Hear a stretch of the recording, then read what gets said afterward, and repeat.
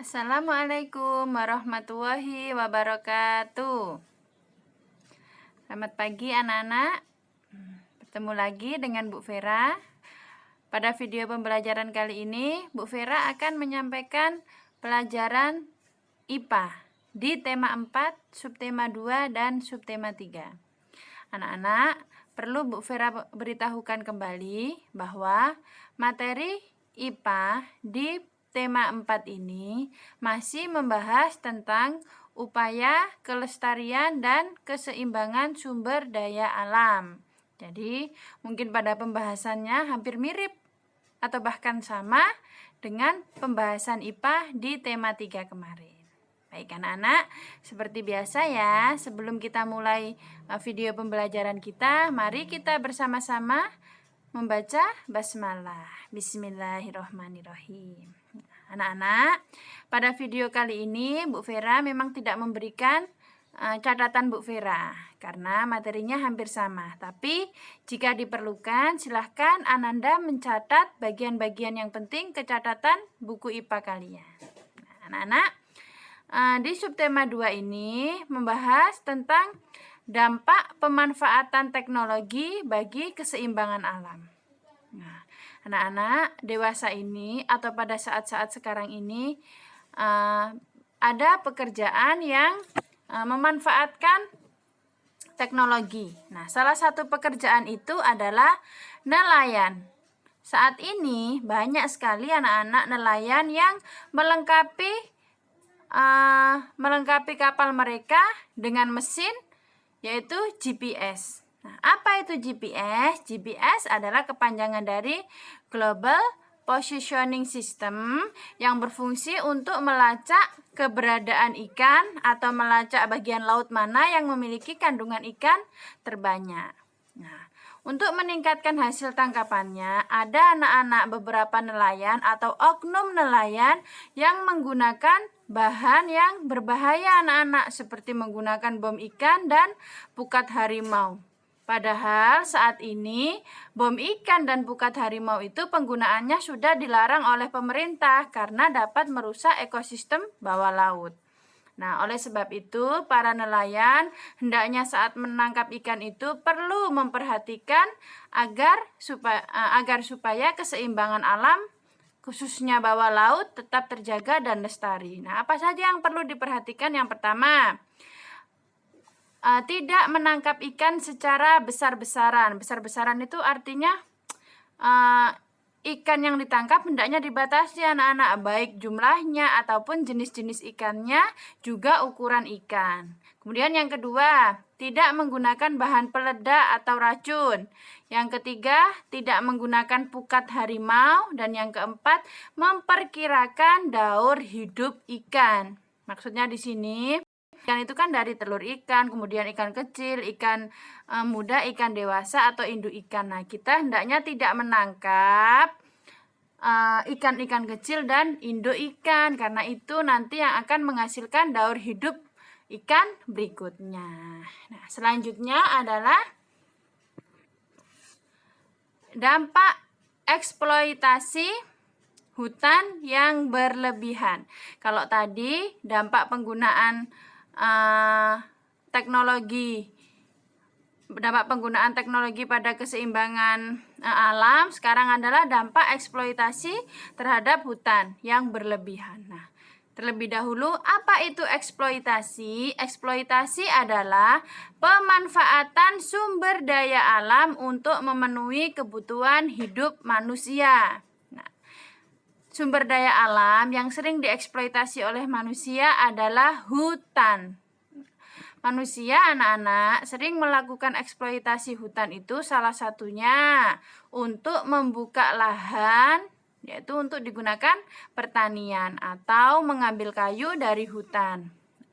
Namun, kadang-kadang itu manusia mengeksploitasi alam atau mengeksploitasi hutan ini secara berlebihan, artinya tidak bertanggung jawab anak-anak, tidak memperhatikan aturan-aturan yang sudah berlaku.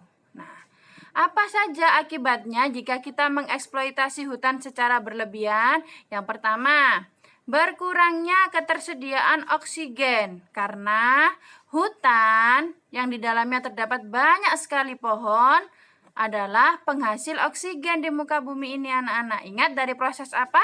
Betul, oksigen dihasilkan dari tumbuhan melalui proses fotosintesis. Kalau hutan banyak ditebang, pohon banyak ditebang, tentu penghasil oksigen semakin berkurang.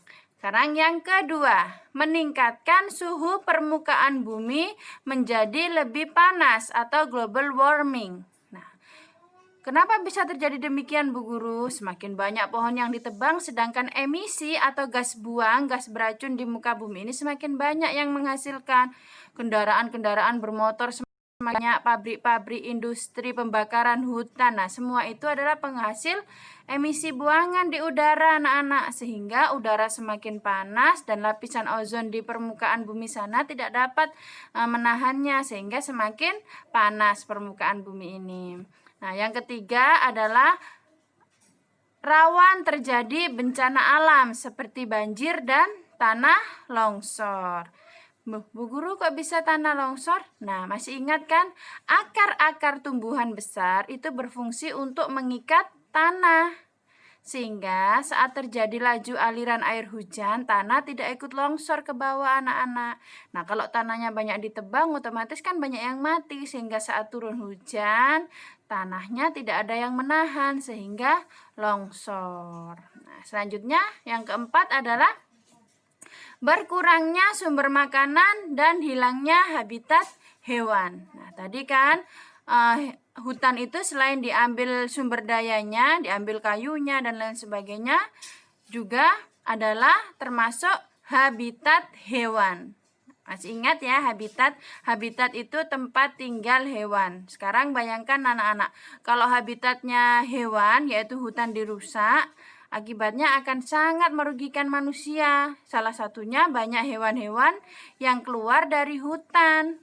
Banyak monyet-monyet, bahkan di daerah tertentu ada gajah, bahkan harimau keluar dari hutan karena habitatnya atau hutan mereka banyak dirusak oleh oknum manusia. Nah, ingat ya, hutan itu memberikan banyak sekali manfaat bagi lingkungan, terutama bagi manusia.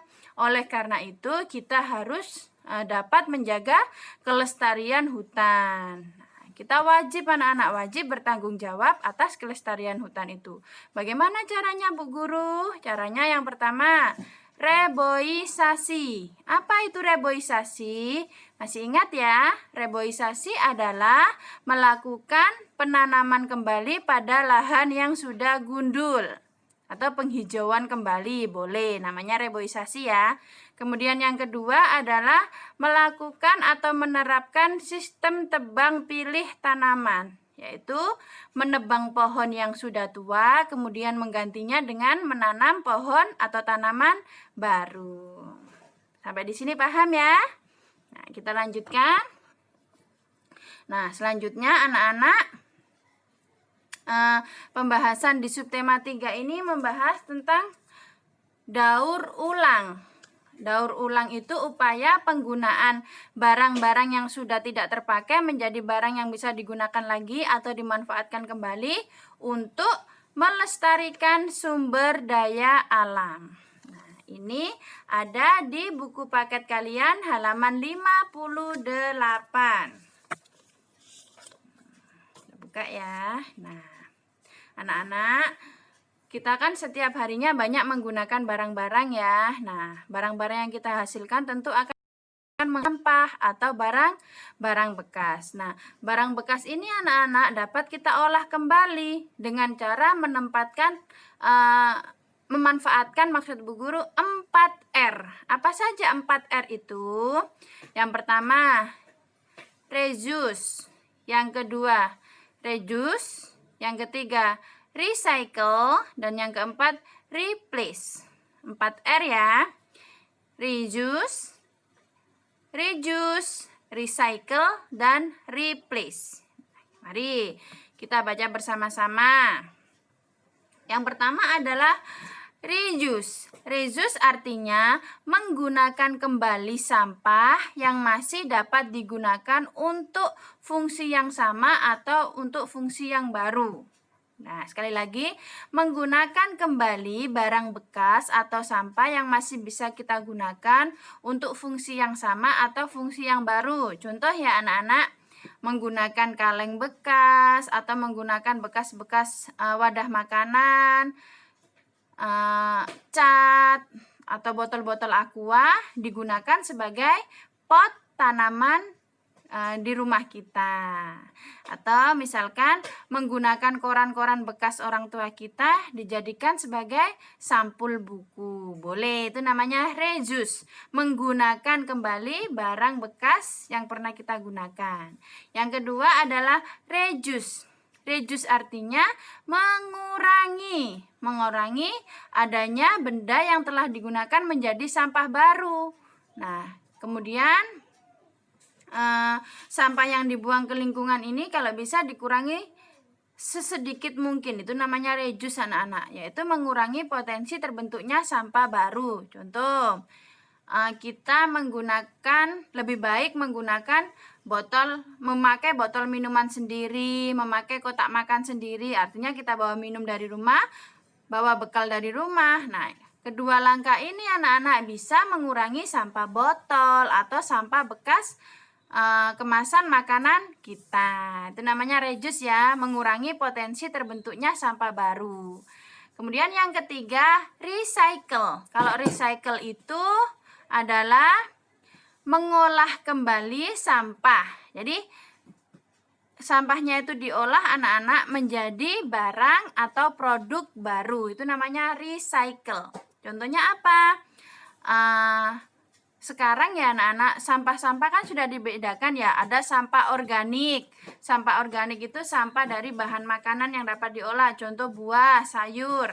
Kemudian daun-daunan itu organik. Kemudian ada sampah anorganik seperti botol-botol plastik.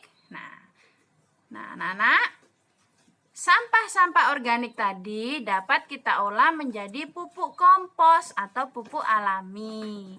Kemudian selanjutnya adalah membuat prakarya dari kertas koran. Itu namanya recycle ya. Mengolah kembali sampah atau barang bekas menjadi barang baru. Nah, yang terakhir adalah replace. Replace artinya mengganti benda biasa yang kita gunakan dengan benda yang lebih ramah lingkungan. Replace artinya mengganti benda yang biasa kita gunakan dengan benda yang lebih ramah lingkungan. Contohnya adalah menggunakan tisu, kita ganti dengan menggunakan kain atau sapu tangan. Kenapa? Karena sapu tangan kan bisa kita cuci. Kemudian kalau tisu kan langsung kita buang. Nah, itu mengurangi sampah. Selain itu mengurangi ditebangnya banyak pohon karena tisu terbuat dari pohon yang diolah.